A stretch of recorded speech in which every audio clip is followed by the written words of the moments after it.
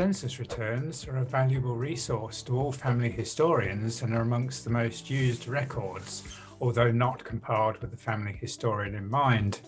The census has a long and varied history in the United Kingdom. The first census was taken in 1086 when William the Conqueror instigated Doomsday. However, unlike modern censuses, it did not provide a population count because its purpose was to establish land ownership and the owners could be taxed. In Tudor and Stuart times, Anglican bishops were responsible for diocesan population counts, but Britain was reluctant to adopt any form of regular official census. Some churchgoers even believed that any kind of people count was sacrilegious. Others strongly thought that a population count would reveal the nation's strengths and weaknesses to foreign enemies. It became increasingly obvious during the latter part of the 18th century that no one had any idea of the size of the population of Britain, but there was still widespread opposition to an official census until the early 19th century. There was, however, a major concern that population growth would outstrip supplies of food and other core resources. If Britain could not support itself, famine, disease, and other disasters would result, so attitudes towards a regular census began to change. Parliament eventually passed the Census Act in 1800, resulting in the first official census being taken on the 10th of March 1801 and every 10 years thereafter. The Act also stated that any personal details could not be released for 100 years to protect people's privacy, and this rule still stands today.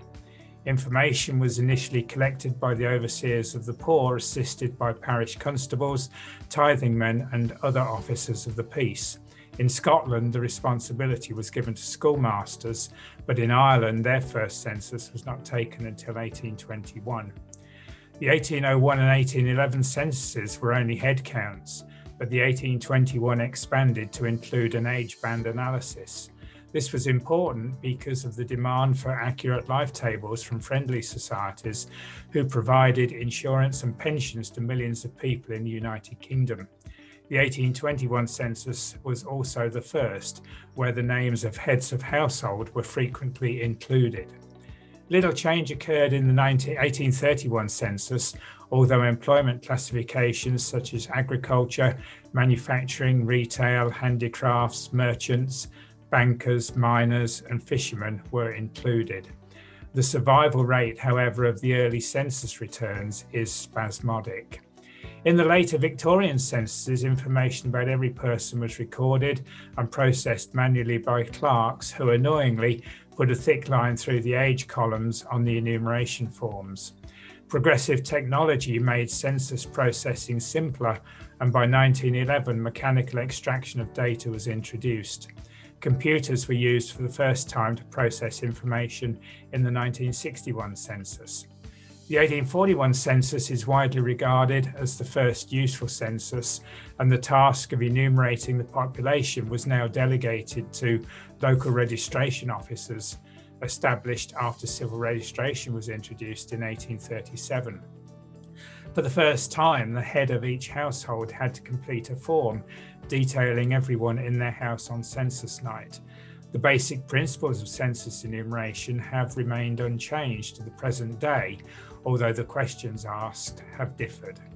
There has subsequently been a census every 10 years except for 1941. Until 1911, a new act was required for each census, but with the 1920 Census Act, the government was subsequently allowed to hold a census at any time, although secondary legislation was needed for each detailing the specific content. The 1920 Act also stated that a census could not be taken within 5 years of the previous one. From 1911 onwards, with rapid social change, scientific breakthroughs and major world events impacted on the structure of the population. In the 20th century, a wartime fire in 1942 destroyed completely the 1931 census, and the declaration of war in 1939 meant that the 1941 census was never taken, which will make the 1951 census hugely significant, enabling the results of more than 20 years of change through the most turbulent period in British history to be recorded.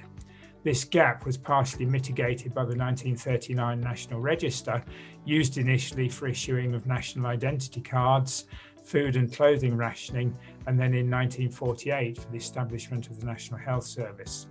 The register is a valuable interim research tool, although is not technically a census.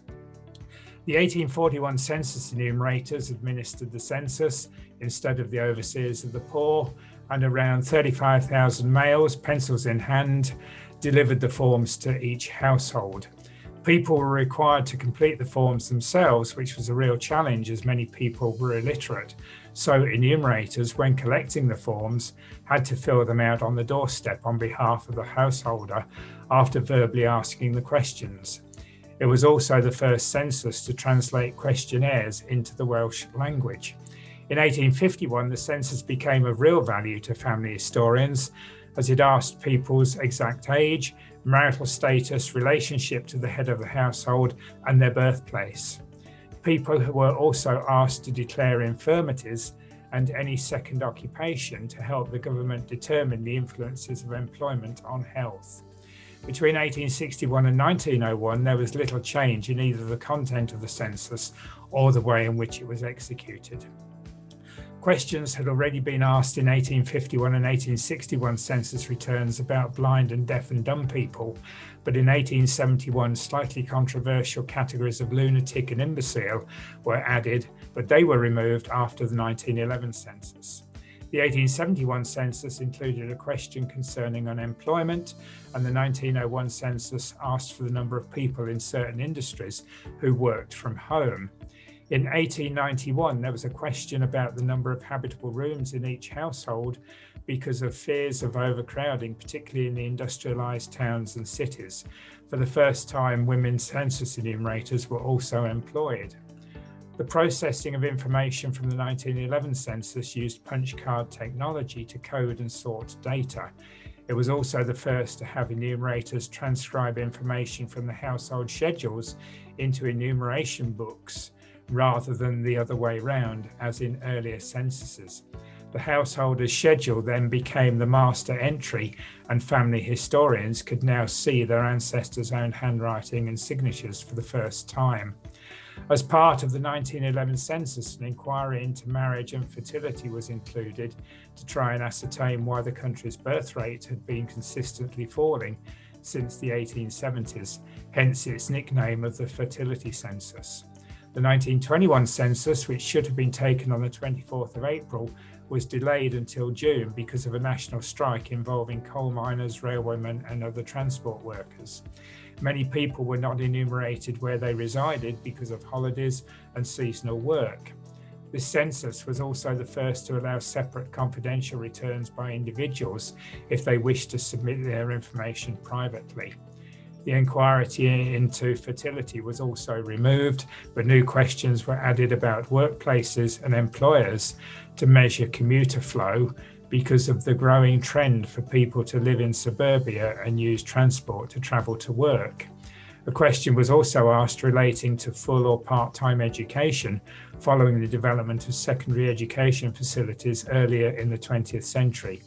And since 1921, all censuses have continued to inquire about different aspects of education. The 1921 census, due to be released in early 2022 on Find My Past, is significant as it will be the last one available for research for the next 30 years because the 1931 and 1941 are non-existent. Limited population information exists in the 1939 National Register, which remains a valuable substitute, as the next census to be released will be the 1951 census, which will not be available until early 2052.